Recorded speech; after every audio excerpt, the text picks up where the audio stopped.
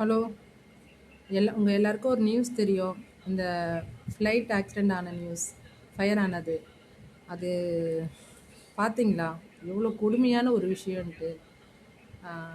அகமதாபாத்லேருந்து London போகிற flight 30 மினிட்ஸில் fire ஆகி அதில் இருந்த 241 பேரோ, டோட்டலாக 242 பேர். ஆனால் இறந்தவங்க லிஸ்ட்டு 241 பேரோ இறந்துட்டாங்க, சாம்பலாயிட்டாங்க. அவங்க நினச்சி பார்த்துருக்க மாட்டாங்கல்ல, அந்த ஃப்ளைட்டில் ஏறும்போது நம்ம இன்றைக்கி இருக்க மாட்டோம், ஜஸ்ட்டு ஒரு 30 மினிட்ஸில் நம்ம போய் செத்து போயிடுவோம் அப்படின்ட்டு. அதில் குழந்தைங்க, அதில் வந்து ஒரு ஃபோட்டோ ஒன்று வந்துருந்ததுங்க. 3 குழந்தைங்க, ஒரு பேரண்ட்ஸ், ஒரு ஃபேமிலி, 3 குழந்தைங்க, அப்பா அம்மா செல்ஃபி எடுத்து அந்த ஃபோட்டோவை, அந்த குழந்தைங்க ஸ்மைலு பார்க்க அவ்வளோ சந்தோஷமாக ஹாப்பியாக செல்ஃபி எடுத்திருந்தாங்க அந்த ஃபேமிலியோட. உண்மையாகவே அந்த செல்ஃபி ஃபோட்டோவை பார்க்கும்போது ரொம்ப கஷ்டமாயிருச்சு. அவங்க யோசிச்சிருக்க மாட்டாங்கல்ல, இந்த நிமிஷம், இந்த செகண்டு தான் லாஸ்ட்டு இந்த ஃப்ளைட்டோடன்ட்டு.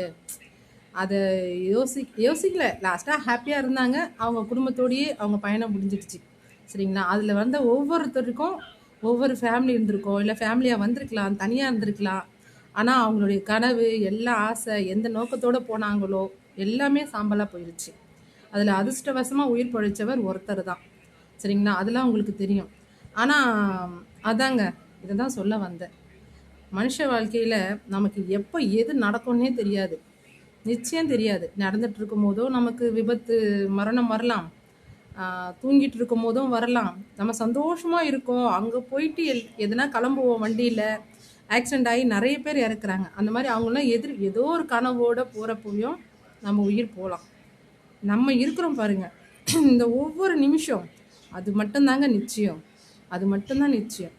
தயவு செஞ்சு உங்களுக்கு உங்கள் வீட்டில் இருக்கவங்களோடையோ, உங்கள் சொந்தக்காரங்களோடையோ, உங்கள் கூட பிறந்தவங்களோடையோ எதனா பகை, சண்டை, சரியா, சச்சரவுனா அதை மனசில் வச்சுக்கிட்டு, இந்த பேசாமல் ஈகோ காட்டுறது இதெல்லாம் இல்லாமல், இந்த ஒரு விபத்து எல்லா லைஃபுக்கும் ஒரு உதாரணம்.